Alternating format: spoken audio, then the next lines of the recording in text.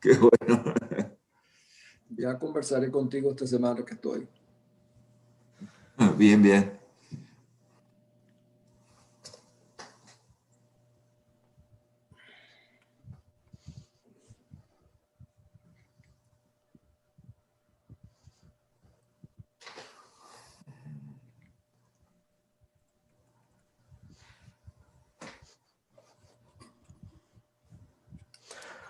Bueno, bienvenidos a todos y cada uno de los participantes. El día de hoy vamos a tener una conversación bastante importante y bastante necesaria para el caso venezolano, como es la discusión en torno al principio de la responsabilidad de proteger.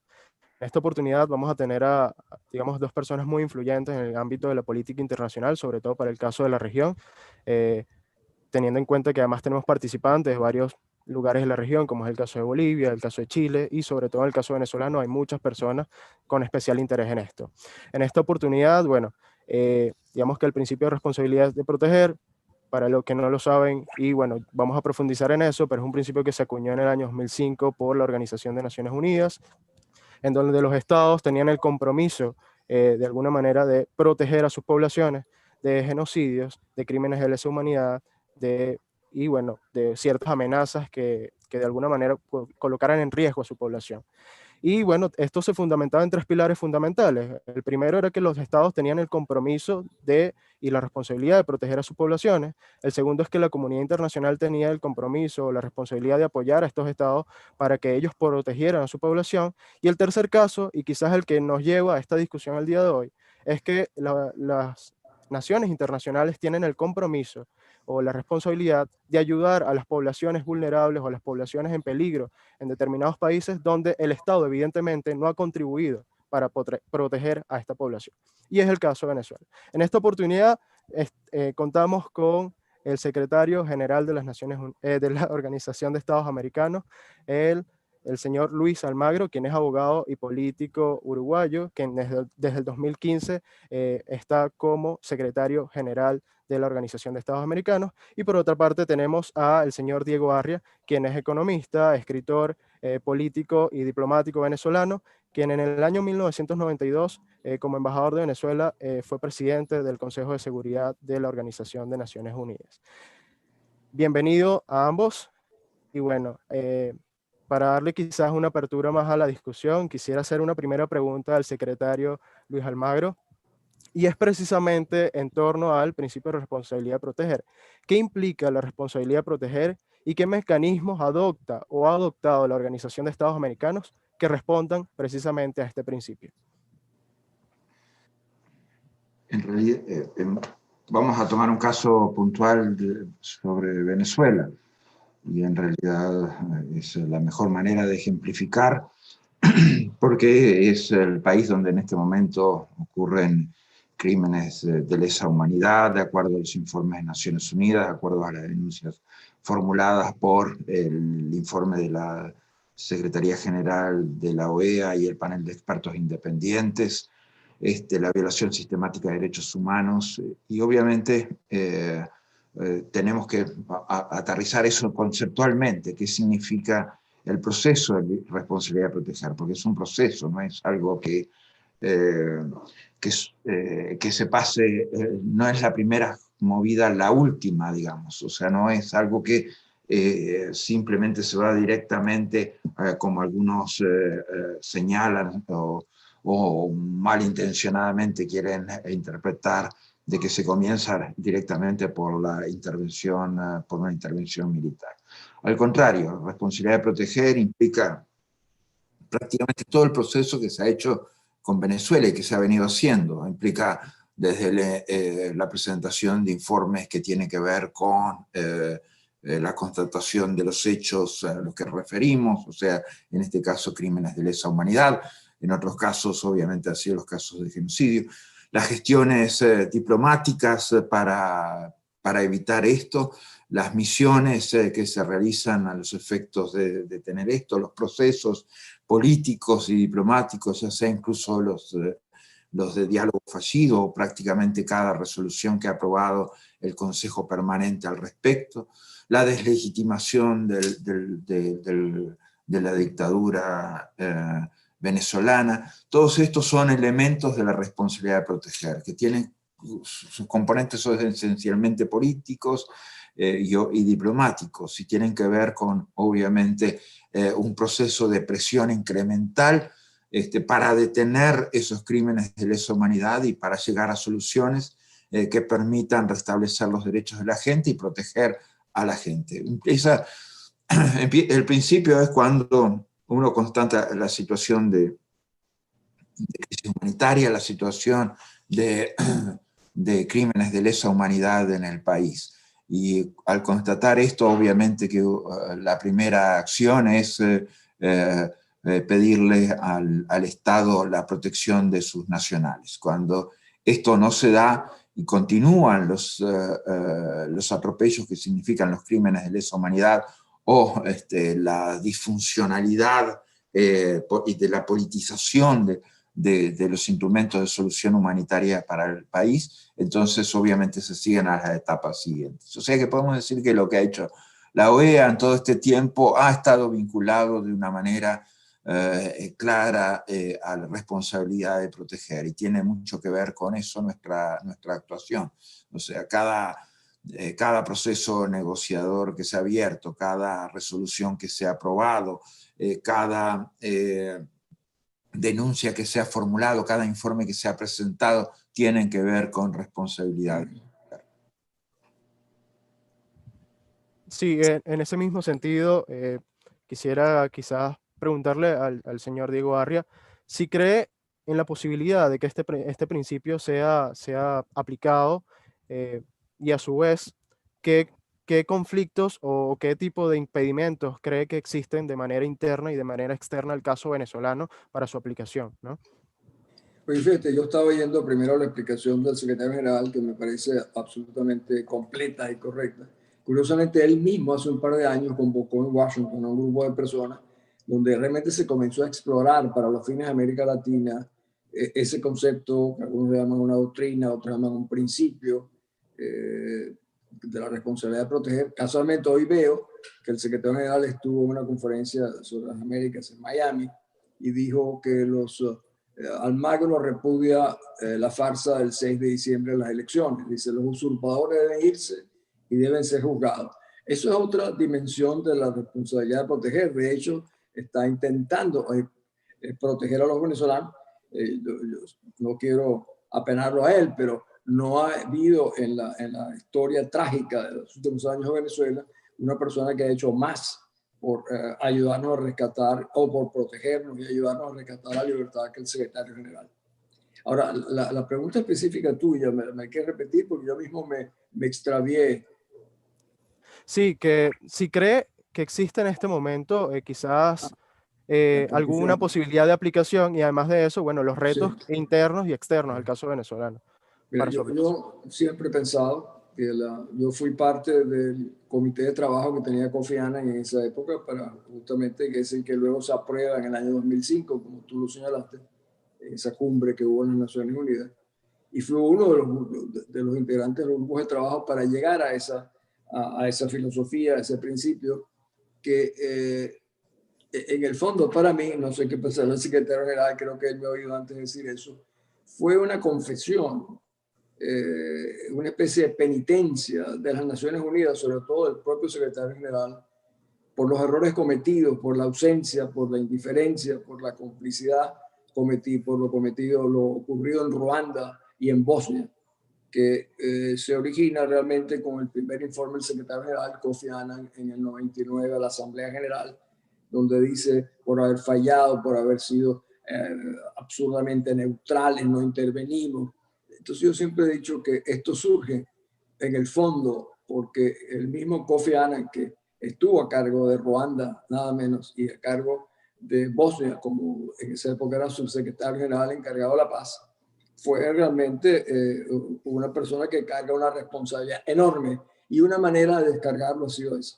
Me parece muy importante lo que dijo el secretario general al principio, de que esto se interpretó como tú lo dijiste, de que la primera instancia era la intervención militar. Eso viene por la resolución que se hizo en el caso de Libia.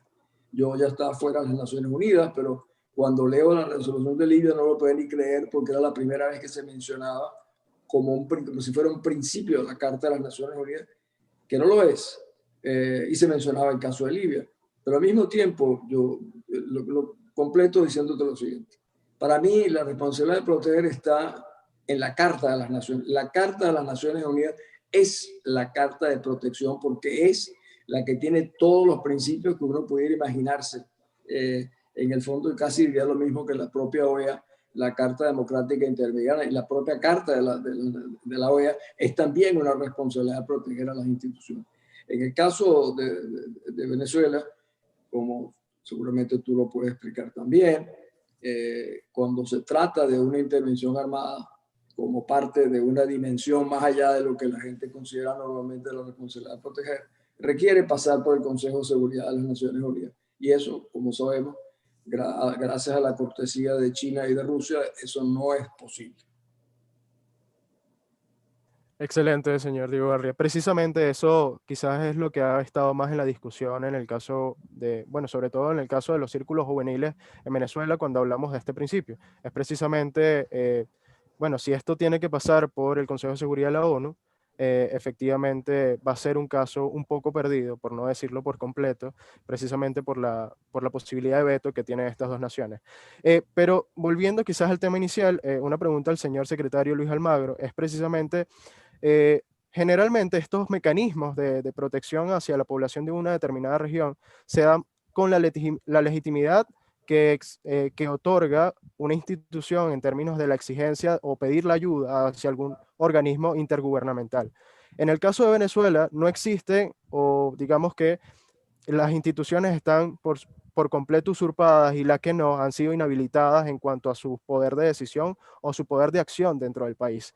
En este sentido, mi pregunta va más dirigida hacia quiénes en este momento pueden pedir ayuda a la Organización de Estados Americanos y qué mecanismos están contemplados en la Organización de Estados Americanos para ofrecer esta ayuda a la población, teniendo en cuenta que hay instituciones que no cuentan con la posibilidad de hacerlo en este momento.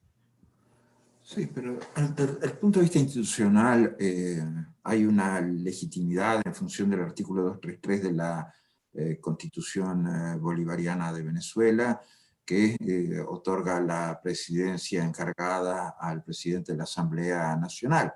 Entonces, obviamente que corresponde a las instituciones vinculadas al gobierno de transición, que es reconocido como legítimo por prácticamente todas las democracias del hemisferio. O sea que el tema institucional estaría resuelto, el tema institucional no sería un problema para la acción. De hecho, el presidente encargado se ha referido a este tema. Creo que lo que ocurre es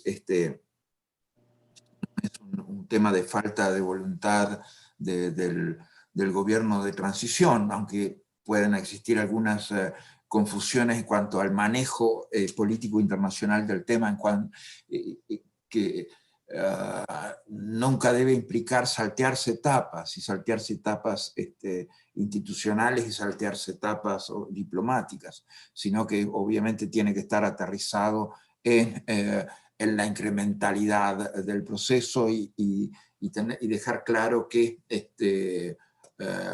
hay una acción que significa poner presión sobre la dictadura. Me preocupa más cuando surgen elementos como que pretenden, por ejemplo, responsabilizar a las sanciones de la crisis humanitaria, lo cual es un despropósito absoluto, porque la crisis humanitaria nosotros la estábamos denunciando ya en el año 2016, o sea que es una crisis que estábamos hablando del año 2015, 2016, o sea, los países del continente tuvieron el privilegio de saber de primera mano que existía esa crisis humanitaria ya en esa época por la crisis migratoria que empezaba a crecer y que empezaba a expandirse por todo el hemisferio.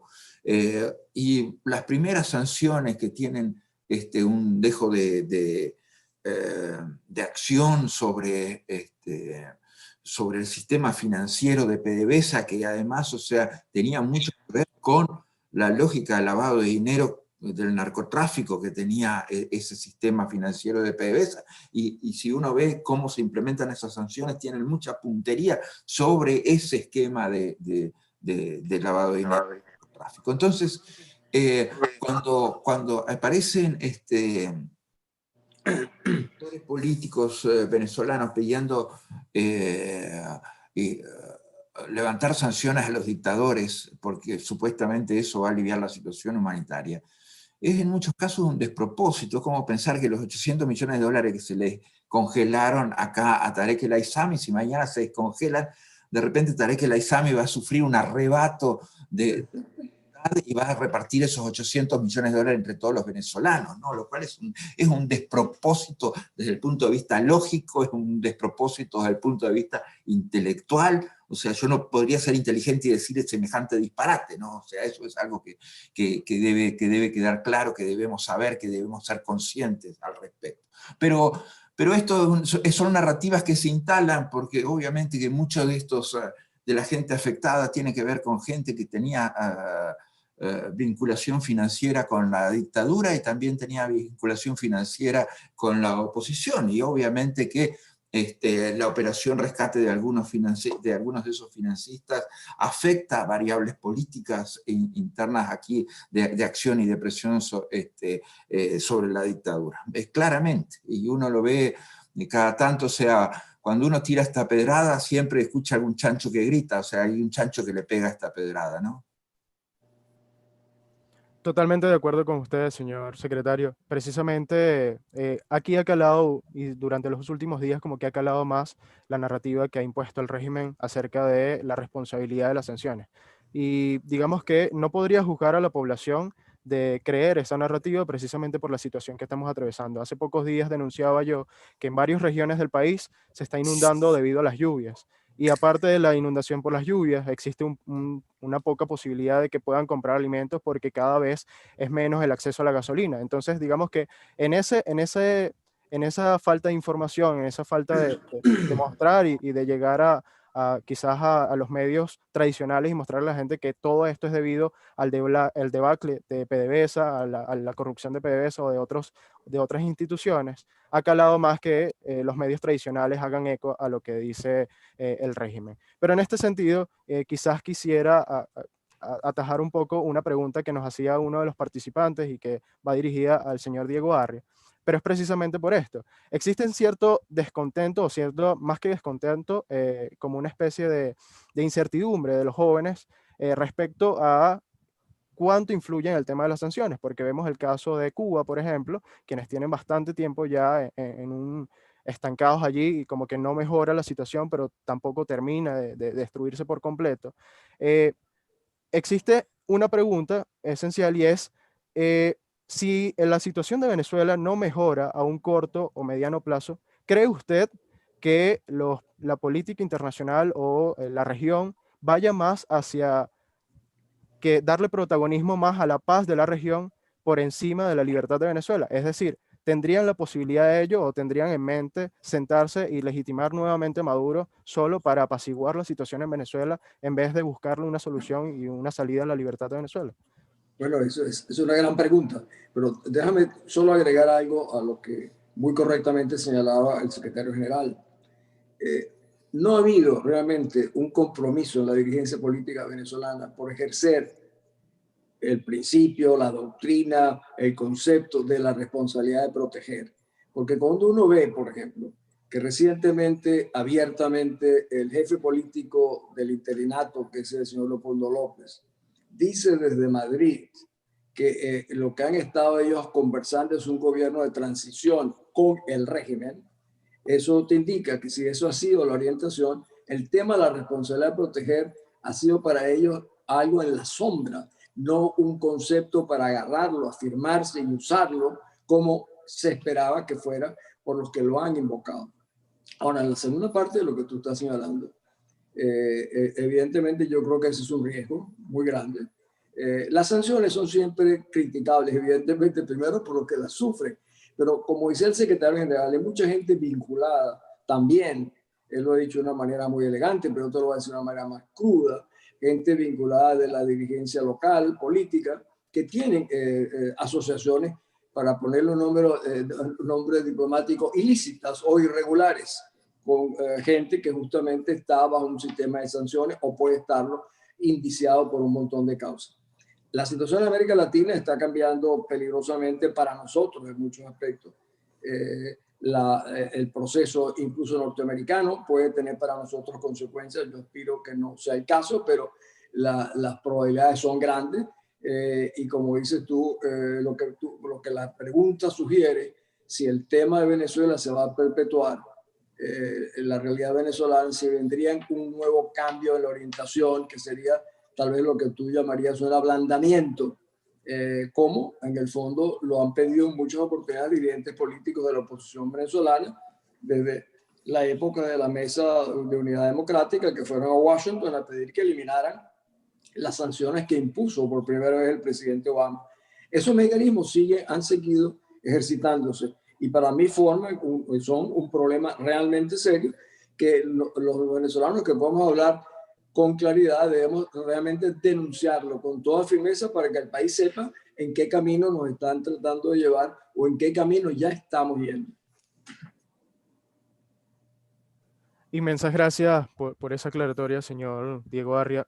Precisamente, y quizás por atajando un poco lo que usted había dicho al inicio de hacia dónde va la orientación de la región en este momento en términos políticos, hay una pregunta que también queríamos hacerle al señor Luis Almagro, precisamente respondiendo a algo que nos decían los participantes. Y es que, teniendo en cuenta esto, hacia dónde va la región, ¿cree usted que de ser aplicable la responsabilidad de proteger en un sentido estricto, ser defendida incluso por los países aliados, cree usted que en el seno de las organizaciones intergubernamentales exista un temor a que Venezuela se convierta en un precedente de un conflicto no resuelto por mecanismos diplomáticos? Mira,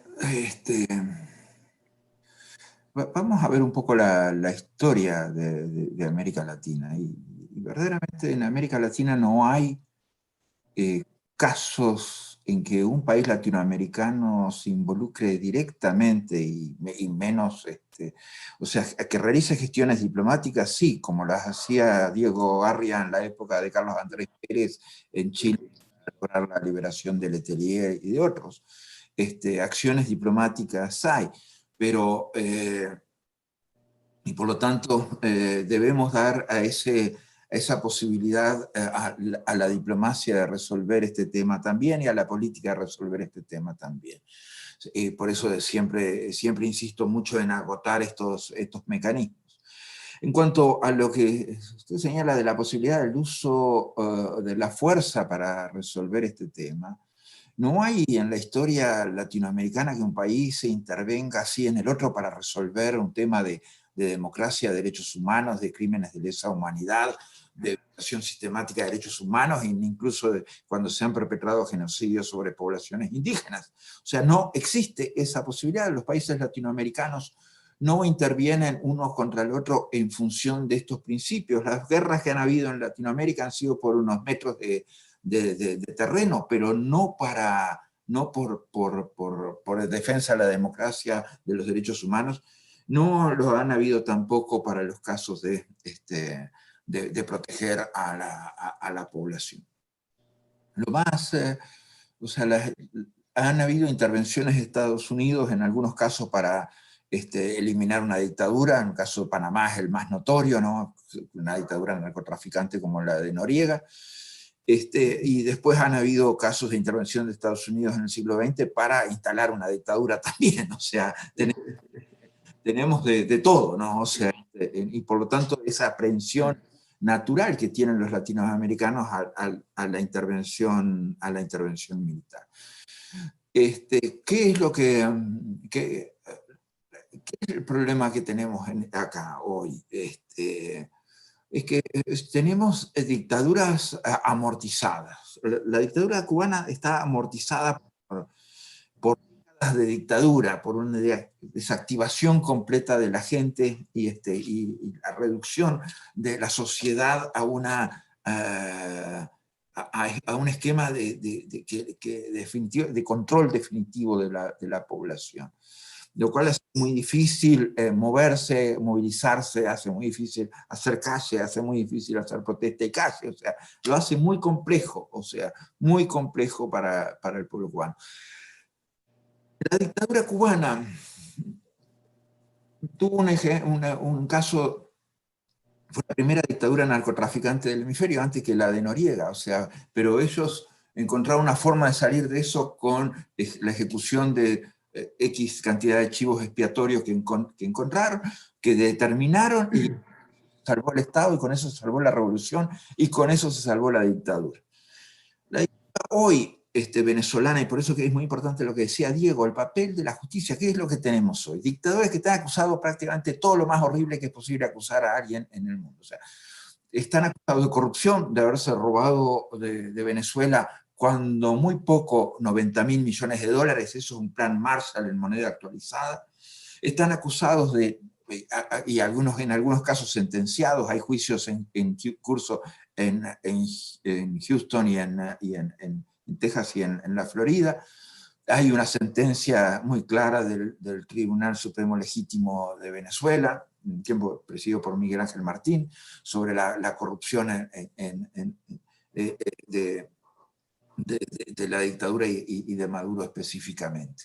Están acusados de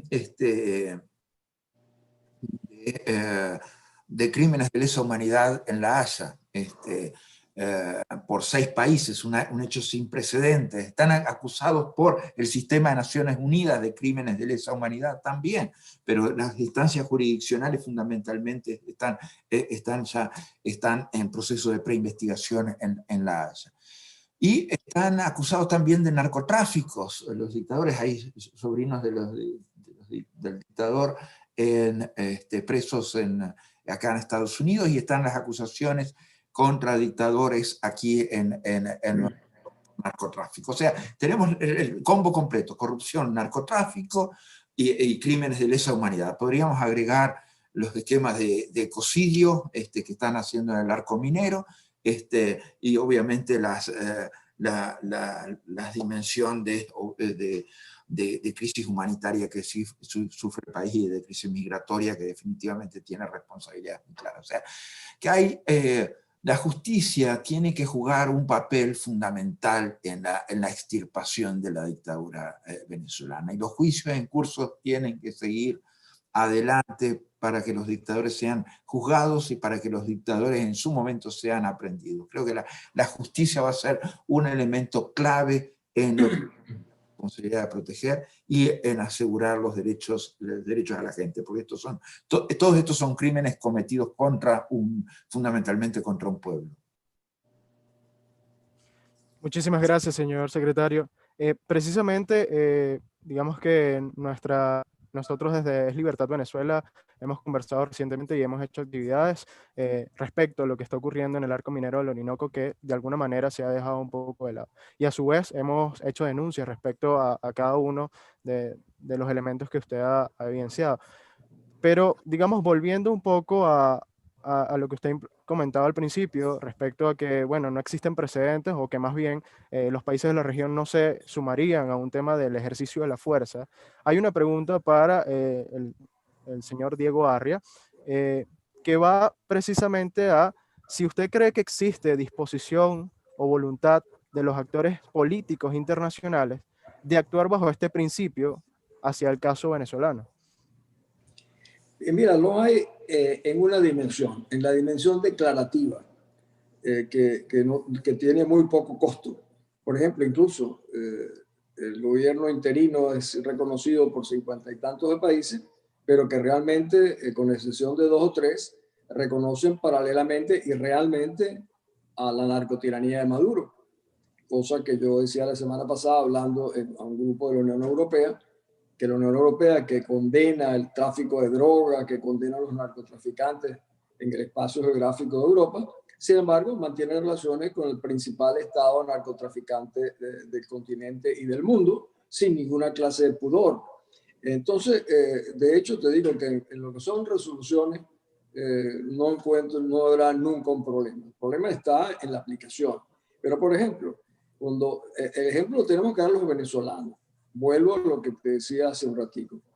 cuando el gobierno interino, porque yo tengo que imaginarme que cuando habla López está hablando por el gobierno interino, porque es su jefe político, dice que la solución es entrar en una asociación con grupos de chavistas para formar un gobierno. Eso te indica a ti que para llegar a eso, tú has anticipadamente te has acomodado a lo que el secretario general teme y dice que sería terrible, que es garantizar la impunidad absoluta de los participantes justamente que sean parte de ese gobierno. Entonces, la falta, nosotros no podemos culpar al mundo de que apliquen o no apliquen el concepto de la responsabilidad de proteger, cuando nosotros la responsabilidad de proteger la tenemos fundamentalmente los venezolanos, que debemos protegernos a nosotros mismos. ¿Cómo?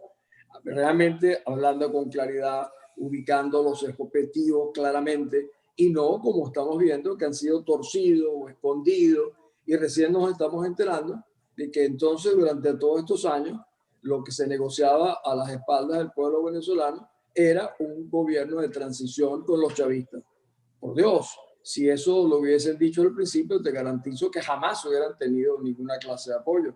Pero lo están diciendo después de mucho tiempo, sobre todo durante 2 años. Entonces, te repito, los primeros que hemos violado el principio de la responsabilidad de proteger son los que hoy en día ejercen, aunque esté montado en el aire, el ejercicio formal, institucional o cuasi institucional del gobierno interino. Muchísimas gracias, señor Diego Arria. Quisiera saltarme un poco la dinámica que ya les había informado previamente por una pregunta que surgió del público en este momento y que quizás puedo atajar un poco con lo que usted acaba de decir recientemente. Y es precisamente en torno a los últimos sucesos, ¿no? El caso de Leopoldo López indicando que aceptaría que Nicolás Maduro fuera candidato en unas futuras elecciones presidenciales, lo que para nosotros supone que se está ignorando por completo la gran cantidad de sanciones que existen a nivel internacional y que no es solo, digámoslo coloquialmente, no es solo un capricho de algunos sectores políticos internos de no querer permitir que él forme parte de alguna coalición política o de alguna candidatura, sino que precisamente hay pruebas de que es un criminal en el ejercicio del poder de manera ilegítima y de manera, digamos, ilegal, ¿no? En ese sentido, hay una pregunta que están haciendo acá y es, ¿cuál es el consejo de ustedes precisamente para nosotros los que tenemos más incertidumbre, digamos que más dudas respecto a lo que va a acontecer? ¿Cuál es la recomendación de ustedes para los jóvenes en Venezuela y el resto de la región, el caso de Nicaragua, el caso de Cuba, que de alguna manera quieren seguir ejerciendo una lucha en favor de la libertad y en favor de los derechos humanos y en favor de los derechos en general? ¿Quién quiere responderla primero? Es un secretario general que lo único malo que tú tienes es que después uno tiene poco que agregar, pero debe decirlo él. Estoy seguro que tenés mucho más. Y quizás, digamos, o sea, miren, lo primero que les digo, porque es lo más importante, o sea, estas son dictaduras en las cuales existe un esquema tiránico de funcionamiento. Y ya dijimos también un esquema criminal de funcionamiento. Cuando acumulás las denuncias que tenés sobre crímenes de lesa humanidad, narcotráfico, corrupciones, porque el esquema en el que está montado la dictadura es un esquema minería ilegal, etcétera, etcétera, es un esquema contrabando, es un esquema absoluto de criminal. Entonces, ¿qué les diría a ustedes? O sea, en primer lugar, que se cuiden, porque, o sea, esto es algo que es cierto lo que dice Diego en gran parte, hay una responsabilidad de protegerse entre los venezolanos, es cierto, sí, y debe haber un compromiso de la clase política en lograr esquemas que posibiliten la protección de la gente. Pero ustedes son muy vulnerables, o sea, ustedes, si la dictadura quiere, va y te agarra mañana, te mete preso, te larga, te deja caminar 2 cuadras, te mete preso de nuevo, si quieren te torturan, si quieren te matan torturándote, si quieren te ejecutan extrajudicialmente en la calle, porque tenemos todos esos esquemas, y no hay nada de la comunidad internacional que signifique la protección de tu persona, y vos no tenés ningún mecanismo de hacer valer tus derechos, de tener garantías para hacer valer ningún derecho, ni de detención arbitraria, ni tu familia de si te asesinan, ni tu familia si te torturan. No hay forma. Entonces, ¿qué es lo primero que les digo? Cuídense, cuídense. O sea, esto es el tema de Venezuela. Se ha transformado en un tema que afecta la paz y la estabilidad regionales, afecta la paz y la estabilidad hemisférica. O sea, eso es la realidad. O sea, ¿por qué la afecta? Por la crisis humanitaria que vive el país, por el esquema del narcotráfico, por albergar el terrorismo, por los esquemas de crímenes de lesa humanidad que existen en el país. Entonces, la comunidad internacional tiene que tener otro compromiso para proteger a los venezolanos, pero cuando estamos hasta discutiendo las sanciones, como digo, o sea, es porque estamos muy mal en el esquema, porque eso ya no es cuando estamos hablando de un eventual veto de China y de Rusia, que nunca llegamos al momento de verlo, además, tampoco. O sea, porque no hemos llegado, estamos en una etapa muy anterior. O sea, cuando discutimos las sanciones, la validez, la pertinencia de las sanciones a los dictadores, si está bien que tenga 800 millones de dólares, por lo menos congelados acá Tarek El Aissami, si está bien que los testaferros de Maduro y de otros dictadores tengan esos fondos congelados, si está bien que se corten los circuitos financieros de PDVSA para impedir el lavado de dólares del narcotráfico. O sea, cuando estamos discutiendo eso es que los esquemas todavía queda mucho por trabajar y los dictadores tienen una narrativa, y una narrativa que se instala y que la van instalando en dinámicas progresistas en el hemisferio, progresistas entre comillas, ¿no? Porque hay una cosa, yo digo, o sea, una cosa es ser de izquierda y que es esencialmente un pensamiento libertario, y otra cosa es ser amigo de dictadores de izquierda. O sea, eso es otra cosa que no tiene absolutamente nada de dictadores que se autodenominan de izquierda. Eso no tiene nada que ver con progresismo. Entonces, cuando sale algún idiota diciéndose progresista y defiende a Maduro, a los Castro y a Díaz-Canel y a algún otro dictador del hemisferio, es el despropósito de los despropósitos en términos políticos, es el despropósito de los despropósitos en términos jurídicos, pero es el despropósito de los despropósitos en términos humanitarios, o sea, en términos sociales humanitarios. Y ahí es donde está el problema principal. Entonces, esto, desde el momento que salieron 5 millones de venezolanos, esto pasó a ser un problema hemisférico, pasó a ser un problema global, y esa es la realidad. Y si no hay una responsabilidad global, sí que es necesario que los políticos venezolanos hablen sin dobleces, como habla Diego, sí, es muy necesario. Es muy necesario que tengan un discurso coherente de defensa de la democracia, es muy necesario. Esas ambigüedades, obviamente, no, con ambigüedades nunca ha salido nadie de una dictadura. Esa posibilidad se clausura en el momento que empiezan las ambigüedades, y ese es el problema, es uno de los problemas principales de la clase política venezolana. No obstante, el problema definitivamente los trasciende completamente, y más de la mezquindad o de la miseria humana de defender testaferros de los dictadores, o algunos otros personajes siniestros que tienen que ver con los famosos bolichicos. O sea, eso es tremebundo y todo. Pero ustedes cuídense, porque ustedes valen mucho. O sea, ustedes son el futuro de Venezuela. Si algún día hay una reconstrucción de Venezuela, tiene que ser por ustedes.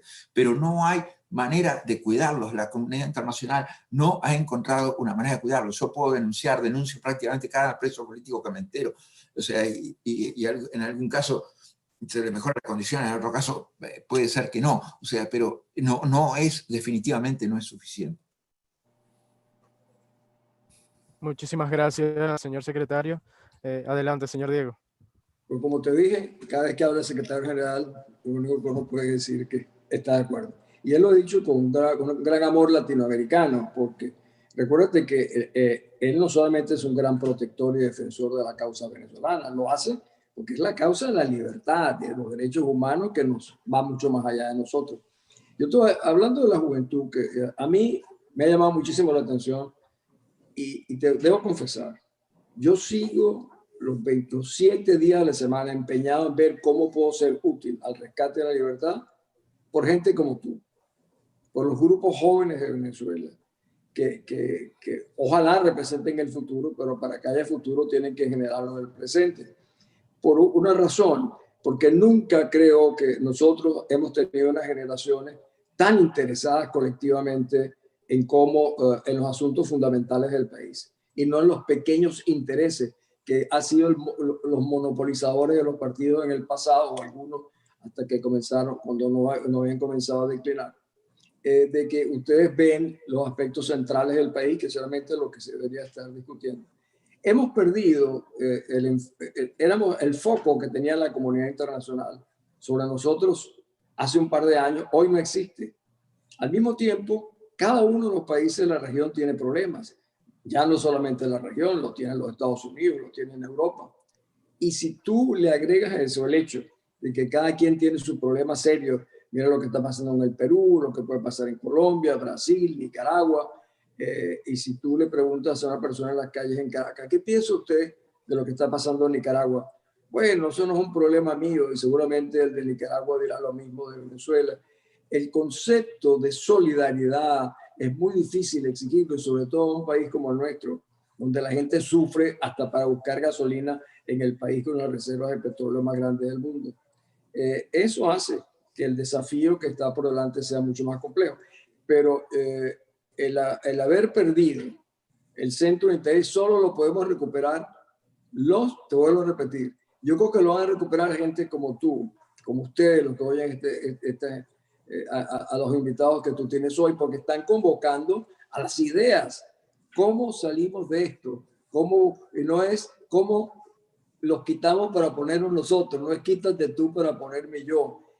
Yo acepté formar parte de tu programa cuando vi que nada menos que el secretario general de la Organización de Estados Americanos, piensa tú, ha decidido conversar con ustedes, un grupo de jóvenes en Venezuela por Zoom, te indica la jerarquización que le da a los jóvenes, que yo lo acompaño absolutamente en eso, porque él vio en ustedes lo mismo que yo, en venezolanos que buscan a Venezuela, el rescate de Venezuela, y que los mueve la grandeza del país y no los pequeños intereses. Yo los felicito muchísimo, les agradezco tanto que me hayan invitado y que me hayan honrado en cierta manera al ponerme al lado del secretario general, a quien yo quiero y admiro mucho. Muchísimas gracias a ambos por participar hoy. Bueno, si quieren dejar un último mensaje, no solo el caso venezolano, no solo el caso de los jóvenes, de la juventud como nosotros, sino en el caso de la región en general y lo que estamos atravesando en distintas ciudades de la región, pues el espacio es todo suyo. Sí, para la región en general, porque lo que hemos querido hacer en la organización, incluso con la designación de Jared Genser como asesor especial para los temas de responsabilidad de proteger, es estructurar esquemas que permitan accionar mecanismos vinculados a la responsabilidad de proteger desde un principio, o sea, ya englobar las acciones, no irlas pegando después como estamos haciéndolo, o sea, estamos solidificando el proceso de negociaciones, el proceso de presión internacional, el proceso de sanciones, el proceso de resoluciones, el proceso de legitimación de la dictadura en un esquema de responsabilidad de proteger. Pero que haya también una consistencia jurídica legal que permita avanzar en eso y que permita activarlo a la primera alerta que haya. O sea, también en Nicaragua vieron, de acuerdo al informe del grupo interdisciplinario de expertos independientes, crímenes de lesa humanidad. Entonces, definitivamente en Cuba que los fusilamientos fueron por decenas de miles, hubieron crímenes de lesa humanidad, y nadie accionó. O sea, también lo hubieron la dictadura de Chile, la dictadura de Uruguay, la dictadura argentina. Nadie accionó mecanismos de respuesta que permitieran lograr soluciones para la gente, poner esquemas de protección para la gente. Y eso es lo que estamos tratando de estructurar dentro del sistema interamericano. Y que la responsabilidad, en definitiva, la primera responsabilidad, y por eso es muy importante el evento, y por eso desde el principio no dudé en participar en el mismo. O sea, La primera alerta, la alerta temprana la dan ustedes. Entonces, si ustedes saben que lo que se está accionando son acciones que quedan tipificadas dentro de responsabilidad de proteger, porque es un genocidio, porque hay crímenes de lesa humanidad, porque hay crímenes de atrocidad, entonces que se disparen los mecanismos internacionales al respecto. Y que obviamente los mismos tienen y en el esquema del informe al que hacías referencia a Naciones Unidas, tiene la responsabilidad regionales y subregionales de las organizaciones regionales son grandes respecto a responsabilidad de proteger.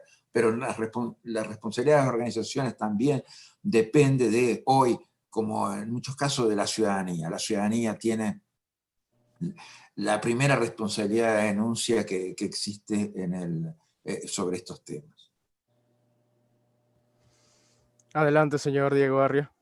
Pues mira, yo les diría a ustedes que siempre he creído, y cada vez que puedo lo repito, que el día que los venezolanos entendamos lo que ustedes justamente están trazando, que es realmente buscar una unión en torno a elementos fundamentales de cómo refundar una república, sobre otros valores, ese día nos vamos a sorprender de las cosas maravillosas que se pueden hacer. Yo me dedico a lo de Venezuela porque yo sí soy un venezolano que todo lo que soy se lo debo a ser venezolano. Pero me diferencia de ti y de tu generación, ustedes les deben más bien el país, porque usted no ha sido, a mí me dio las oportunidades del país en momentos de libertad, democracia y derechos. Entonces yo lo pude aprovechar y vivir. A ustedes no, a ustedes se los han negado. Y yo creo que entonces lo que está por delante es contribuir con ustedes a que esos derechos, esa oportunidad, la rescaten, ya no solamente para el país, sino para todos ustedes. Muchas gracias. Gracias, Edgar. Gracias. Muchísimas gracias a ambos por habernos dado este espacio de tiempo justamente hoy. Y les pido disculpas a ustedes y a los participantes porque quizás nos tomamos unos minutos de más en la planificación que teníamos, pero esto es precisamente por algo que quiero, digamos, atajar un poco, y es que yo digo que estos espacios, y lo vimos durante toda la discusión y durante las respuestas que nos dieron, para nosotros los jóvenes venezolanos sobre todo, funcionan tal cual como la vinotinta en cada eliminatoria del Mundial. Es decir, aunque sepamos que no tenemos respuestas ciertas si de verdad vamos a ganar o no, aunque los índices y los antecedentes nos van a decir que vamos a perder, cualquier posibilidad va a ser de suma importancia para nosotros y va a ser de suma esperanza, y creo que como hoy que ganamos, afortunadamente, precisamente esta conversación nos dio algo de respuestas, algo de certeza a nosotros los jóvenes, y créanme que no solo en Venezuela, nosotros Estudiantes por la Libertad en Venezuela, pero también en alianza con Estudiantes por la Libertad a nivel latinoamericano, vamos a seguir luchando porque cada uno de los jóvenes entienda que se está enfrentando y que siga defendiendo la libertad, que siga defendiendo sus derechos y que sobre todo siga defendiéndose a sí mismo como individuo. Muchísimas gracias nuevamente y gracias a todos los participantes. Hasta luego.